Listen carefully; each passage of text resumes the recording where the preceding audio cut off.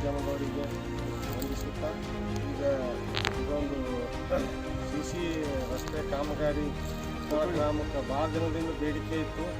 ಅದಕ್ಕೆ ಈ ಗ್ಯಾರಂಟಿ ಕಾರಣದಿಂದ ಒಂದು ಸ್ವಲ್ಪ ವಿಳಂಬ ಆಗ್ಯದ. ಇದು ಹೋದ ವರ್ಷ ಮಾಡಬೇಕಾಗಿತ್ತು, ಆದರೆ ಅನುದಾನದ ಕೊರತೆ ಇರುವ ಕಾರಣ ಒಂದು ಸ್ವಲ್ಪ ವಿಳಂಬ ಆಗ್ಯದ.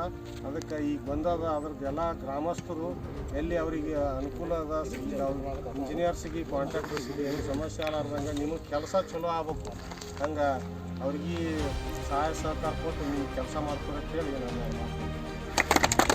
ಮಾಡ್ತಾರ